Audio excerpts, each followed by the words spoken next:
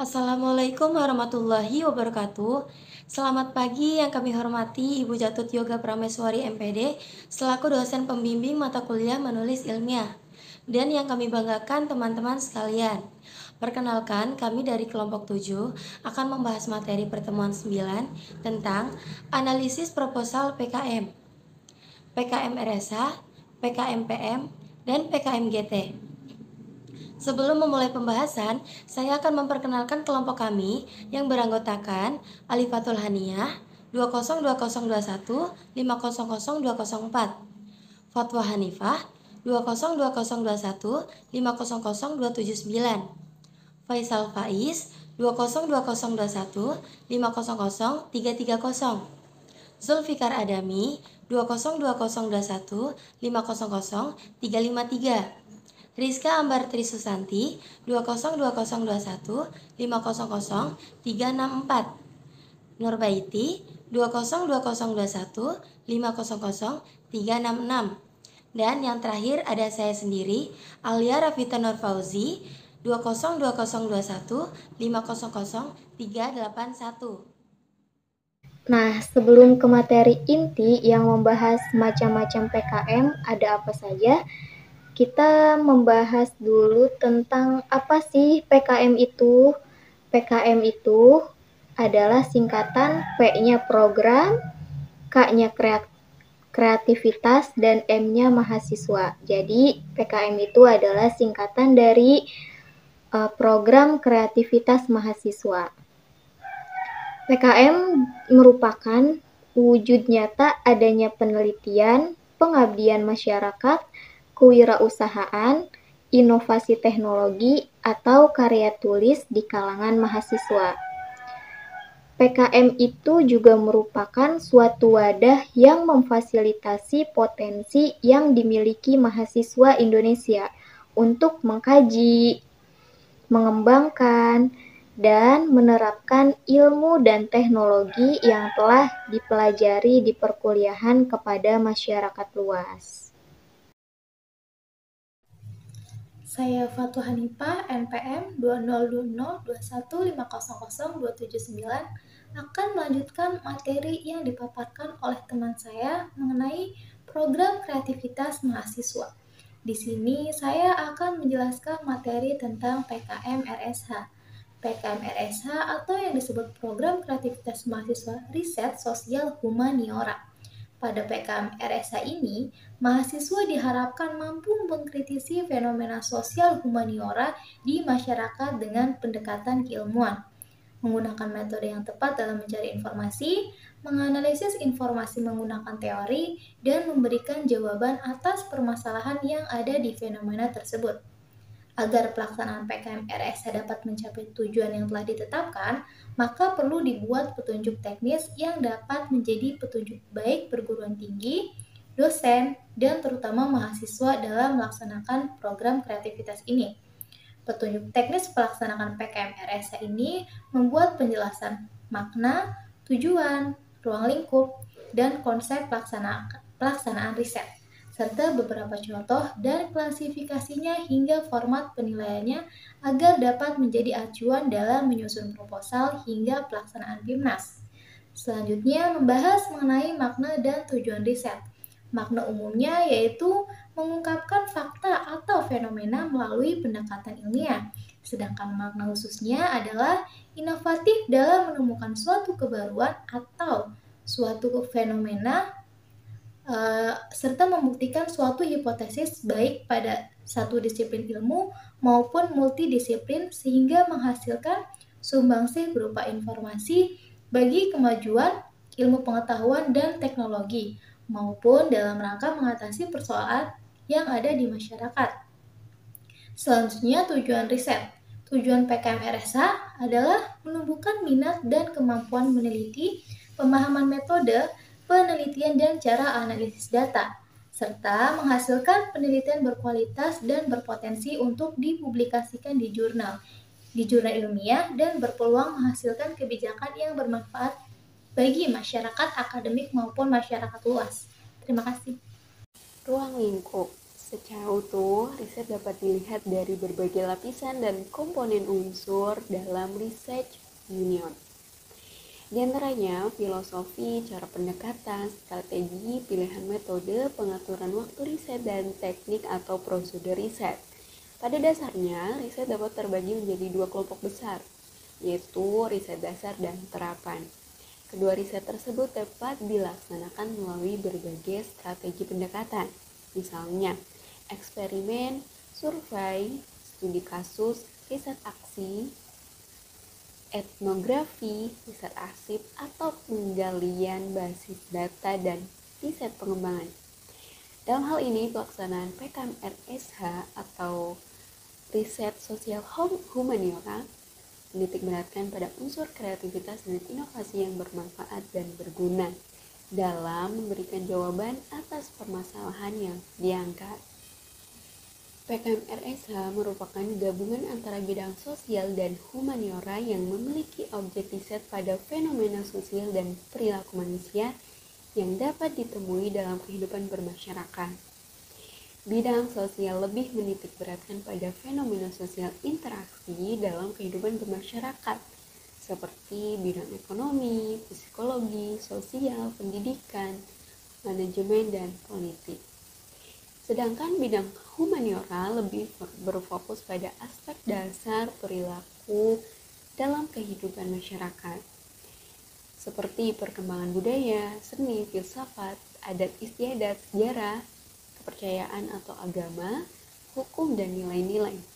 Penggabungan antara sosial dan humaniora menggunakan paradigma penelitian berupa hubungan sebab akibat, deskriptif, konstruktif, deskriptif, berupa hubungan sebab akibat, deskriptif, konklusif, fenomenologi, hermeneutik, pasca kolonial, positivistik, historis, struktural, pengembangan, dan sebagainya, sesuai dengan bidang ilmu masing-masing. Ini ada karakteristik jenis riset sosial humaniora. Yang pertama ada riset sosial. Riset ini menitikberatkan kepada fenomena sosial interaksi dalam kehidupan bermasyarakat. Lalu yang untuk contoh mengaplikasikannya ada di bidang ekonomi, psikologi, manajemen, sosial, pendidikan, politik, dan sebagainya. Lalu di sini yang kedua ada riset humaniora. Objek riset ini berfokus pada aspek dasar perilaku dalam berkehidupan bermasyarakat. Lalu untuk mengaplikasikannya, di sini ada ilmu budaya, seni, filsafat, ada adat istiadat, sejarah, agama, lalu ada kepercayaan, hukum, dan lain-lain. Riset yang berkualitas dapat dilihat melalui kualitas beberapa aspek yang mendasarinya, yaitu tantangan intelektual, fokus masalah, metode pendekatan, teori yang digunakan, kualitas data, dan dampak iuran. Tantangan intelektual dapat melalui state of art terkait topik yang diangkat, platform yang digunakan, dan riset yang digunakan. Fokus masalah dapat dilihat dari ketajaman memilih ruang lingkup riset, ketajaman pemilihan masalah yang unik, serta kesesuaian cara pendekatan virtual atau digital yang digunakannya.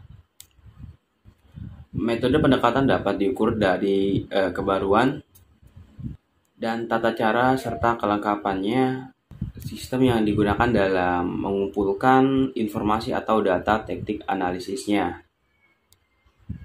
Kualitas data atau informasi yang dikumpulkan dapat diukur dari kecukupan dan keterpercayaan data atau informasi yang dikumpulkan, termasuk data yang digunakannya. Dapat dilihat dari kualitas output atau uluran secara logis dan sistematis Data yang dapat digunakan dalam penelitian sosial Humaira dikelompokkan menjadi data primer dan sekunder. Data primer dapat diperoleh dari responden, partisipan, narasumber, artefak masyarakat, memori kolektif, mitos, cerita rakyat, diorama, dan sebagainya. Sedangkan data sekunder dapat bersumber dari arsip, perpustakaan, laporan, data dari BPS, perusahaan, dan sebagainya. Data digital, sosial media atau big data, dan undang-undang atau peraturan tertulis. 2. PKM Program Kreativitas Mahasiswa Pengabdian Masyarakat. Pengertiannya adalah program kreativitas mahasiswa pengabdian kepada masyarakat adalah platform atau wadah bagi mahasiswa dan mahasiswi di Indonesia untuk menyalurkan potensi yang dimiliki untuk dibagikan manfaatnya kepada masyarakat.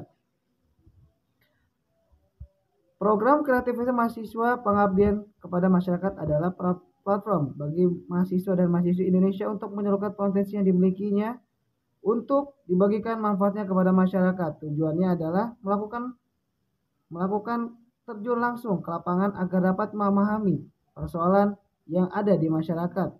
Kemudian mahasiswa dapat memecahkan persoalan tersebut dengan memberikan sosialisasi atau pengabdian yang terkait dengan persoalan masyarakat. Tidak sampai di situ, pihak kampus dengan masyarakat setempat akan menjadi mitra dalam kegiatan PKMPM tersebut.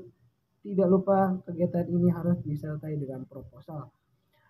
Dapat disimpulkan bahwa PKMPM merupakan kegiatan yang dapat memecahkan permasalahan masyarakat dan memberikan pengabdian yang mana dari permasalahan masyarakat itu sendiri. 2. PKM-GT atau yang lebih dikenal dengan Program Kreativitas Mahasiswa Gagasan Tertulis merupakan bagian daripada kompeten utama dari arti PKM Karya Tulis Ilmiah.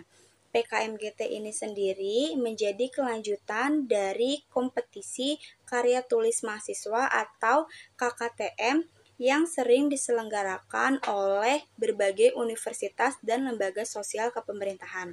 Program Kreativitas Mahasiswa Gagasan Tertulis atau PKM-GT merupakan salah satu kompeten utama PKM Karya Tulis. PKM-GT merupakan wahana bagi mahasiswa untuk berlatih menulis ide-ide kreatif sebagai respon intelektual terhadap isu dan permasalahan terkini yang dihadapi oleh masyarakat. Ide selayaknya unik, kreatif, dan bermanfaat sehingga idealisasi kampus sebagai pusat solusi dapat terwujud. Sebagai intelektual muda, dalam membuat gagasan tertulis umumnya terdapat unsur fakta sosial. Namun melalui PKM-GT tidak hanya sebatas mengekspos fakta, tapi justru harus mampu memberi atau menawarkan solusi. PKM Gagasan Tertulis adalah jenis PKM yang memiliki sifat untuk menyelesaikan persoalan atau problem solving. Akan tetapi, PKM-GT juga memiliki sifat utama, yaitu bersifat futuristik, visioner, memerlukan durasi waktu panjang, realistik, dan berdampak sistematik atau berskala masif. Tujuan dari PKM-GT adalah membudayakan kebiasaan peduli ke alam pikir mahasiswa akan persoalan bangsanya, merenungkan, mendiskusikan, dan menemukan ide untuk mengatasi atau memperbaikinya, kemudian mengkonstruksikannya dalam bentuk tulisan. Artikel PKM-GT yang dinyatakan sebagai peserta PIMNAS di samping diwajibkan mempresentasikan laporannya, juga diwajibkan membuat poster dengan tata cara pembuatan poster. Simpulan, pengertian program kreativitas mahasiswa atau PKM adalah forum yang dibentuk oleh Direktorat Kemahasiswaan dan Studi di bawah Kementerian Riset, Teknologi, dan Pendidikan Tinggi atau Kemenristek Dikti, Republik Indonesia untuk memfasilitasi calon mahasiswa Indonesia untuk belajar dan berkembang serta menerapkan ilmu pengetahuan dan teknologi yang dipelajari dalam perkuliahan kepada masyarakat luas. Tujuan PKM bagi mahasiswa antara lain meningkatkan kreativitas, meningkatkan kemampuan menulis dan menyampaikan serta mengungkapkan gagasan, memperoleh pengalaman, pengakuan, dan pembentukan pengetahuan atau relasi. Mengingat sifat dan metode program yang berbeda, PKM RE dikelompokkan menjadi PKM Riset, Eksakta atau PKM RE, dan Sosial Humaniora atau PKM RSH. PKM RSH meliputi penelitian yang mengungkap hubungan sebab akibat, penelitian deskriptif tentang perilaku sosial, ekonomi, pendidikan, kesehatan atau budaya masyarakat, baik terkait dengan kearifan lokal maupun perilaku kontemporer. PKM-PM bertujuan menumbuhkan empati mahasiswa kepada persoalan yang dihadapi masyarakat melalui penerapan iptek kampus yang menjadi solusi tepat bagi persoalan atau kebutuhan masyarakat yang tidak berorientasi pada profit. Direkomendasikan merupakan respon persoalan yang disampaikan masyarakat dan bukan inisiatif mahasiswa. Diperlukan surat pernyataan kesediaan bekerja sama antara pengusul dan kelompok masyarakat calon mitra. Jika masyarakat mitra adalah kelompok masyarakat atau bukan pemerintah, desa atau dusun, maka yang bertanda tangan sebagai mitra bukan kepala desa atau RT RW, tetapi kelompok yang akan memperoleh manfaat program. Surat termaksud disertakan dalam lampiran proposal. PKMGT bertujuan meningkatkan daya imajinasi mahasiswa dalam merespon tentang zaman umumnya berupa konsep perubahan dan atau pengembangan dari berbagai aspek berbangsa bersifat futuristik, jangka panjang, tetapi berpotensi untuk direalisasikan. Bidang PKM program kreativitas mahasiswa yaitu kegiatan untuk meningkatkan mutu peserta didik atau mahasiswa di perguruan tinggi agar kelak dapat menjadi anggota masyarakat yang memiliki kemampuan akademis dan atau profesional yang dapat menerapkan, mengembangkan, dan mempersebarluaskan ilmu, pengetahuan, teknologi, dan atau kesenian, serta memperkaya budaya nasional. Sekian presentasi dari kelompok kami. Saya mewakili kelompok 7 mengucapkan terima kasih untuk Ibu Jatut Yoga Prameswari MPD yang telah memberikan kesempatan kepada kami untuk menyampaikan materi. Dan terima kasih juga untuk teman-teman dari kelas X5B yang sudah ikut berpartisipasi dalam diskusi kelompok kami hari ini. Mohon maaf jika ada kesalahan dalam penyampaian materi. Semoga materi yang kami sampaikan bermanfaat untuk kita semua. Wabillahi taufiq wal hidayah. Wassalamualaikum warahmatullahi wabarakatuh.